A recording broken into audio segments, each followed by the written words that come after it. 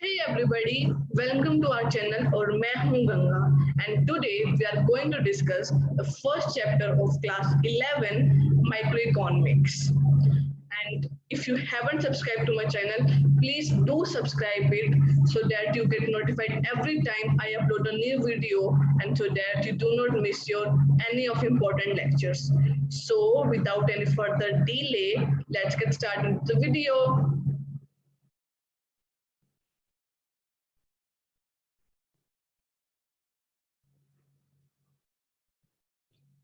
So, the name of our first chapter is Economy, Economics and Economy. देखिए, economics एक ऐसा subject है जो आज तक आपने कभी नहीं पढ़ा था और अभी आप क्लास 11 में से फर्स्ट टाइम पढ़ने जा रहे हैं। तो मैं चैप्टर शुरू होने से पहले आपको एक दो बात बताना चाहती हूँ कि पहले तो आपको डरना नहीं इकोनॉमिक्स से कि हाय हमने तो आज तक ये सब्जेक्ट कभी पढ़ा नहीं, कैसे होएगा, हमें अगर नहीं समझ आया तो क्या होएगा। इकोनॉमिक्स बहुत बहुत बहुत आसान सा सब्जेक्ट है जो हम डेली लाइफ में आसपास अपने देखते हैं, अपने पेरेंट्स से सुनते हैं कि आज प्राइसेस अप जा रहे हैं, आज प्राइसेस डाउन जा रहे हैं, आज स्टॉक मार्केट ऊपर जा रही है, आज नीचे जा रही है। ये सारी बातें हमें कहीं ना कहीं पता होती हैं, बस हमें इनकी टेक्निकल टर्म्स में इनकी अंडरस्टैंडिंग होती हैं। तो इकोनॉमिक्स एक ऐसा सब्जेक्ट है जो आज तक हमने देखा तो है, लेकिन अब हम उसे बस टेक्निकल टर्म्स के साथ पढ़ेंगे। और सबसे बड़ा एडवांटेज ये इकोनॉमिक्स पढ़ने का कि आपको कुछ रटना ही नहीं पड़ेगा। आपको बस मेरा वीडियो देखना है और एक बार अपने अपना मतलब घर में एक बार आपको अपने चैप्टर की थोरोली बहुत ध्यान से रीडिंग करनी है। बस ये दो काम करने हैं, उसके अलावा कोई काम नहीं करना और आपका इकोनॉमिक्स बहुत अच्छा तैयार हो जाएगा। तो अब हम देखते हैं हमारा first chapter, meaning of economics. Economics is a subject matter in which we study economic activities of a human being.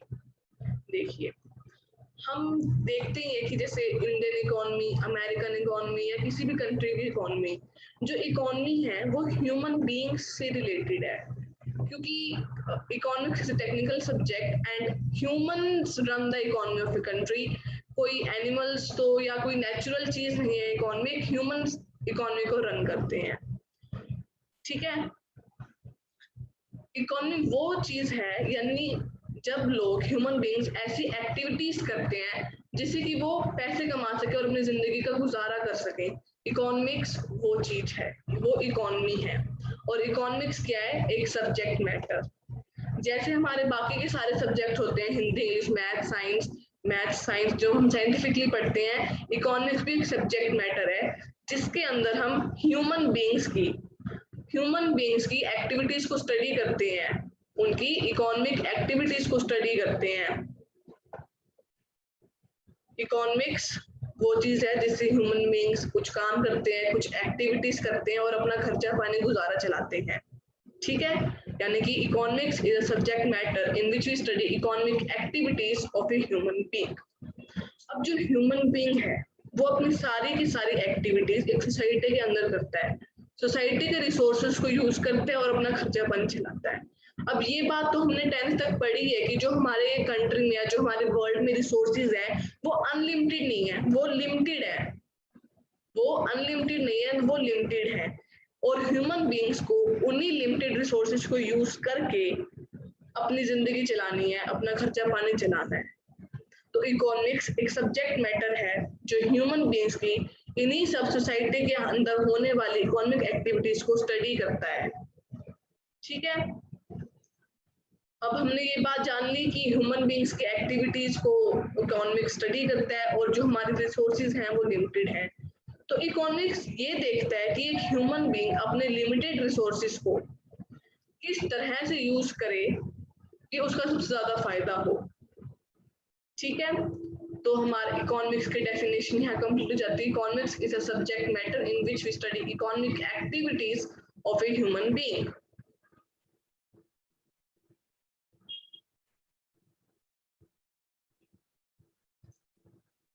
अब हमारा नेक्स्ट टॉपिक है difference between micro economics and macro economics. Economics के दो टाइप्स होते हैं, micro economics और macro economics. Micro तो हमें पता ही है, छोटा, मतलब माइक्रो मतलब छोटा और मैक्रो मतलब बड़ा। तो सबसे पहले माइक्रो इकोनॉमिक्स का मतलब, micro economics is that part of economics, ये हमारा बड़ा सर्कल है इकोनॉमिक्स का, ये माइक्रो इकोनॉमिक्स है और ये मैक्रो इकोनॉमिक्स है। Microeconomics is part of economics in which study economic activities at level of an individual. यानी कि एक इंडिविजुअल के लेवल पे, ये एक इंडिविजुअल के लेवल पे इकोनॉमिक एक्टिविटीज को स्टडी करना माइक्रो इकोनॉमिक्स है। यानी कि एक सिंगल बंदे के पास कितने रिसोर्सेज हैं, कितने लिमिटेड रिसोर्सेज हैं कि वो उन्हें अच्छे से यूटिलाइज करे अपने सेटिस्फेक्शन को पूरा करने के लिए, वो माइक्रो इकोनॉमिक्स के अंदर हम स्टडी करते हैं। सिर्फ एक सिंगल बंदे की इकोनॉमिक एक्टिविटीज को स्टडी करना माइक्रो इकोनॉमिक्स है।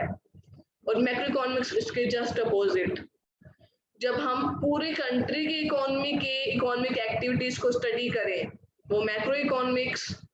आप माइक्रो इकोनॉमिक्स को याद करोगे, मतलब याद भी नहीं, समझोगे, मैक्रो इकोनॉमिक्स अपने आप समझ में आ जाएगा। माइक्रो मतलब एक इंडिविजुअल के लेवल की इकोनॉमिक एक्टिविटीज को समझना है, मैक्रो मतलब पूरी इकोनॉमिक एक्टिविटीज को समझना है। सेकंड बेसिस है कंपोनेंट। माइक्रो इकोनॉमिक्स के कंपोनेंट्स हैं theory of demand, theory of supply, और मैक्रो इकोनॉमिक्स के हैं national income, employment, inflation. Micro economics theory of demand, demand कौन करता है? कंज्यूमर। एक सिंगल कंज्यूमर की क्या डिमांड्स हैं वो माइक्रो इकोनॉमिक्स के अंदर हम स्टडी करेंगे। और थ्योरी ऑफ सप्लाई, एक सिंगल प्रोड्यूसर कितना गुड्स एंड सर्विसेज को प्रोड्यूस कर सकता है, कितना सप्लाई कर सकता है, वो हम माइक्रो इकोनॉमिक्स के अंदर पढ़ेंगे। मैक्रो इकोनॉमिक्स कंपोनेंट है नेशनल इनकम, पूरे कंट्री में जितने भी लोगों की इनकम होती है उसे स्टडी करना। पूरे कंट्री में कितने लोग एम्प्लॉयड है, कितने लोग अनएम्प्लॉयमेंट है, पूरे कंट्री में कितना इन्फ्लेशन यानी कि कितने प्राइसेस बढ़ रहे हैं, ये सब हम मैक्रो इकोनॉमिक्स के अंदर स्टडी करेंगे। Third point basic study. हमने सेकंड पॉइंट में देखा कि एक कंज्यूमर क्या डिमांड कर रहा है और एक कंज्यूमर क्या सप्लाई कर रहा है। ये एक कंज्यूमर डिमांड कर रहा है, ये एक कंज्यूमर सप्लाई कर रहा है। यहाँ पे प्राइस डिटरमाइन होगा।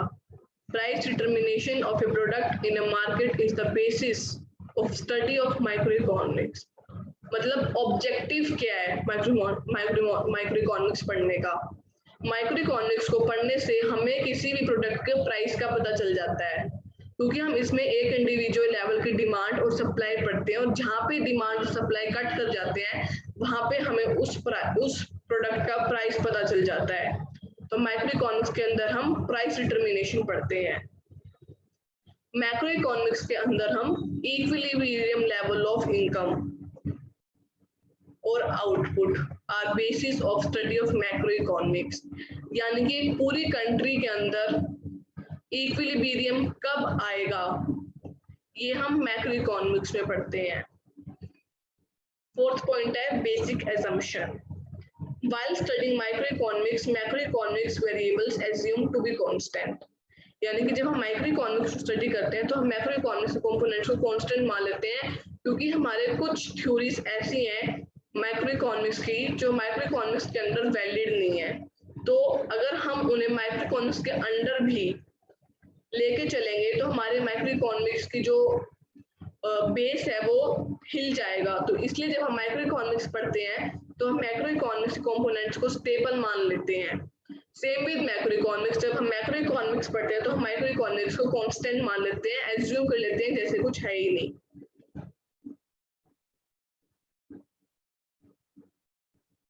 थर्ड पॉइंट है difference between positive and normative economics. अब इकोनॉमी टू टाइप्स की हम यहाँ पे स्टडी करेंगे, positive and normative.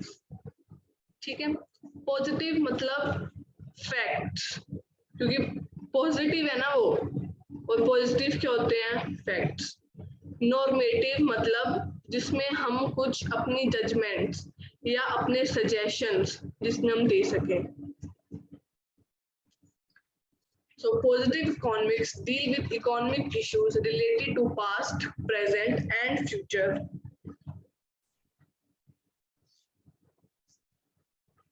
Positive economics में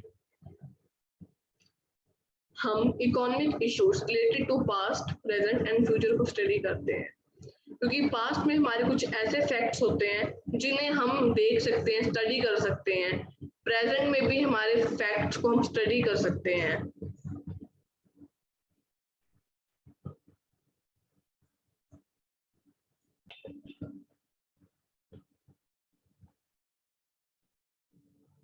जैसे कि पास्ट में हम ये फैक्ट्स की मदद से एस्टर्न कर सकते हैं कि इंडिपेंडेंस के टाइम पे हमारी कंट्री की कितनी पॉपुलेशन पॉवर्टी में थी, मतलब पॉवर्टी लाइन के नीचे थी। प्रेजेंट में भी हम ये एस्टिमेट कर सकते हैं फैक्ट्स की मदद से कि आज के दिन हमारी कंट्री के कितनी पॉपुलेशन पॉवर्टी लाइन के अंडर नीचे आती है। और फ्यूचर में भी हम फैक्ट्स और डाटा की मदद से ये एक एस्टिमेशन लगा सकते हैं कि फ्यूचर में 2050 तक या 2040 तक हमारी कंट्री इतनी पॉपुलेशन पॉवर्टी के अंडर होगी। जैसे कि if population in India continues to grow at existing rate, the percentage of population below poverty line will exceed 22% in the year 2040। ये एक ऑब्जर्वेशन है जो फ्यूचर के रिलेटेड है, जो हमने फैक्ट्स की मदद से एस्टर्न करी है, हमने एस्टिमेट किया जिसको। सेकंड पॉइंट है positive statements are related to what was, यानी कि पास्ट में क्या था जो हम फैक्ट से वेरीफाई कर सकते हैं। व्हाट इज अब क्या है, या फैक्ट्स की मदद से वो फ्यूचर में क्या होगा। जैसे हमने अभी पॉवर्टी वाला एग्जांपल लिया, same is applicable here. These statements are verifiable for truth. जो पॉजिटिव इकोनॉमिक के अंदर हम जो स्टेटमेंट्स देते हैं हम उन्हें वेरीफाई कर सकते हैं। वेरीफाई कैसे कर सकते हैं? हमारे पास एक डाटा है, हम कोई भी सर्वे कंडक्ट करेंगे और उस डाटा को हम वेरीफाई कर सकते हैं कि ये बात सच है या नहीं है। अब अगर हमें एस्टिमेट करना है कि हमारे कंट्री की कितनी पॉपुलेशन इस टाइम पॉवर्टी के अंडर है, तो हम जो हमारा सर्वे होता है वो हम करेंगे और हम एस्टिमेट कर सकते हैं कि कितनी पॉपुलेशन हमारी पॉवर्टी के अंडर है, क्योंकि जो फैक्ट्स और फिगर्स होते हैं वो वेरिफिकेबल होते हैं। For example national income decreased bye 5% this year. ये हम हमारी जो इकोनॉमी, जो गवर्नमेंट तरह तरह के सर्वेस और डाटा को स्टडी करती है उसके अकॉर्डिंग हमारी एक एग्जांपल है ये, हमारी जो नेशनल इनकम है वो 5% डिक्रीज हो गई पिछले साल से। मान लो पिछले साल हमारी जीडीपी थी 100 करोड़ की, इस साल 5% डिक्रीज हो गई है, अब 95 करोड़ की हमारी जीडीपी है। This can be extern with facts because this is comes under positive economy, not involve value judgement. अब जो पॉजिटिव इकोनॉमी होती है उसके अंदर एक खास बात होती है कि अब हमारी इसी एग्जांपल को लेके चलते हैं कि हमारी नेशनल इनकम 5% से डिक्रीज हुई। अब इसमें हम कुछ जजमेंट तो नहीं दे सकते ना, या कोई सजेशन नहीं दे सकते कि नहीं भाई कि जो ये डाटा हुआ है वो उसमें तो इन्होंने कुछ मतलब अपनी मनमानी करी है। जो डाटा हमने कलेक्ट किया है वो तो डाटा ही है, उसमें कुछ जजमेंट इन्वॉल्व करने की तो कोई जरूरत नहीं है। तो there is no suggestions and no room for value judgement. And our second part is normative economy. Normative economics deals with issues which are related to some opinions or suggestions of economic problems. जैसे हमारी country में एक poverty की problem है।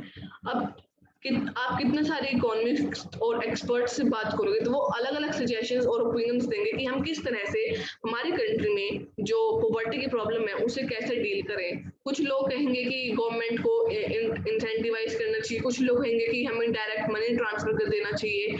सब experts के अपने अलग अलग ओपिनियंस होंगे,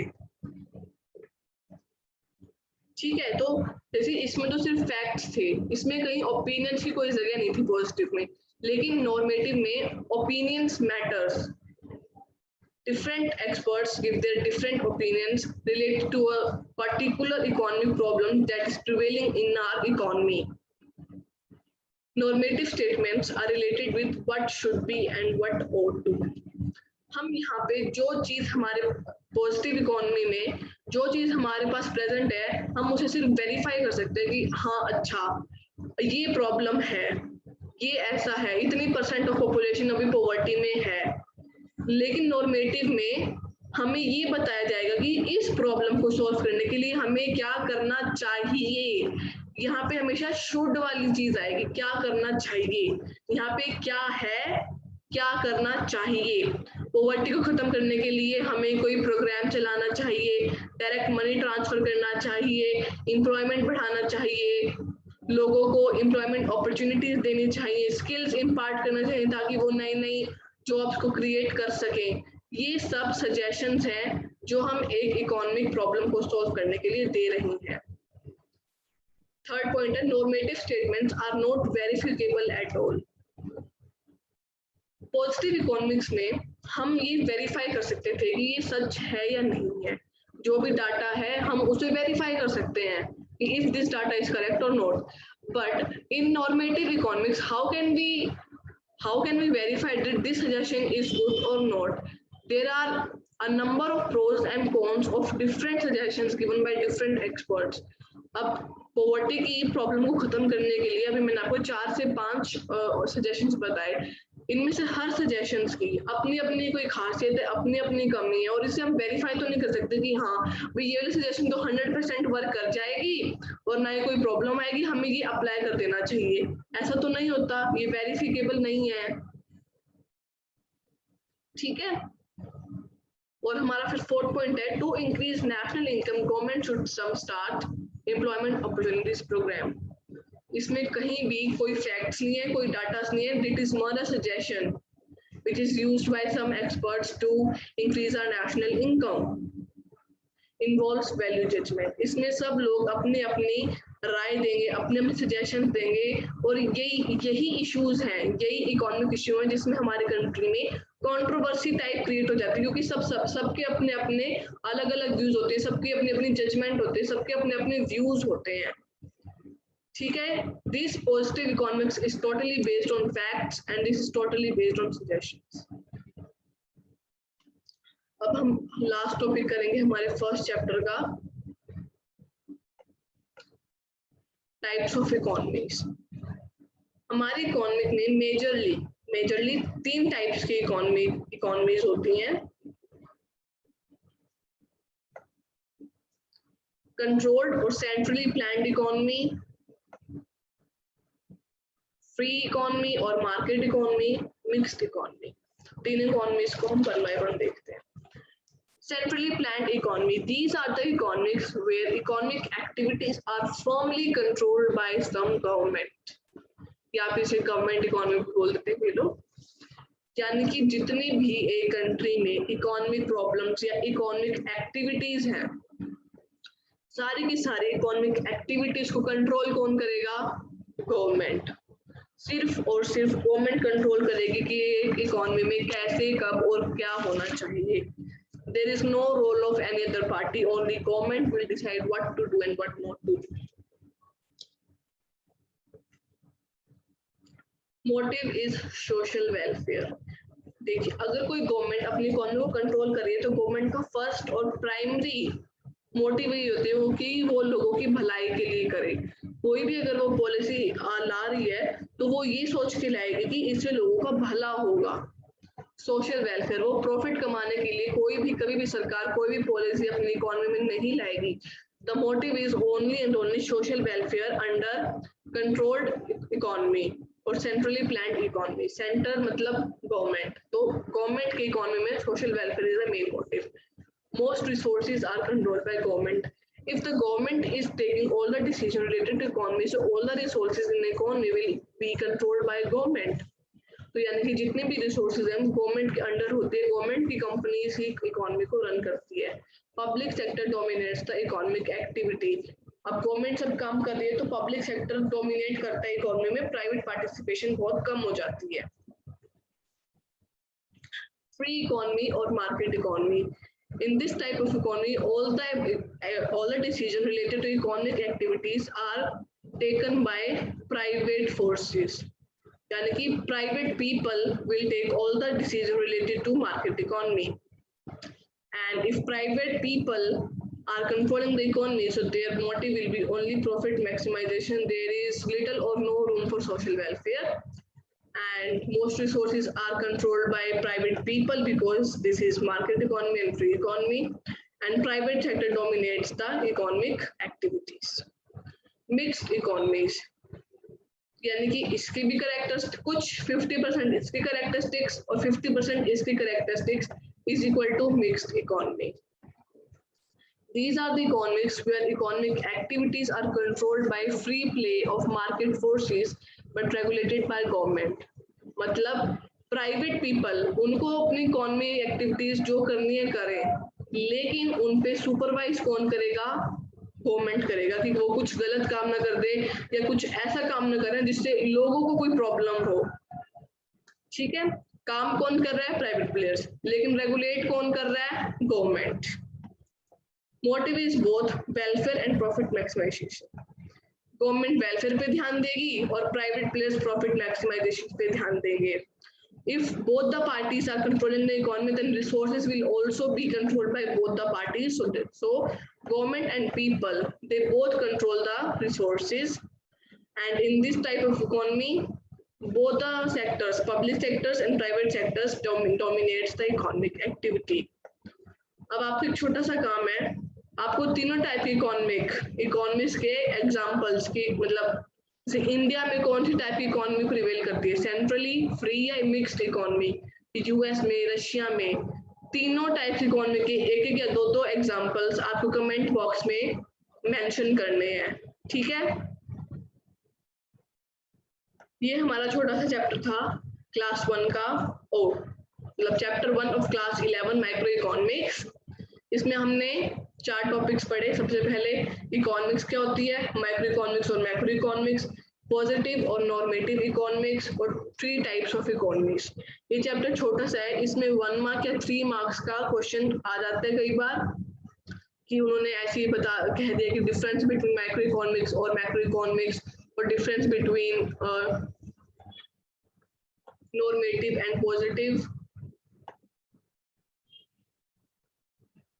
डिफरेंस बिटवीन नॉर्मेटिव और पॉजिटिव, या फिर डिफरेंस बिटवीन, या किसी भी इनमें से एक टाइप की इकोनॉमी के एग्जांपल्स वो मतलब पॉइंट्स एक्सप्लेन करने को बोल सकते हैं. तो ये आपको टॉपिक्स रिवाइज करने हैं, रीड करने हैं और याद करने की कोशिश भी करनी है. यहाँ पे हमारा चैप्टर खत्म हो जाता है. और and if you get what I'm trying to make you understand, so please subscribe to my channel. And we will meet until the next video, and we will start a second chapter. So thank you very much, and please subscribe to my channel. Thank you.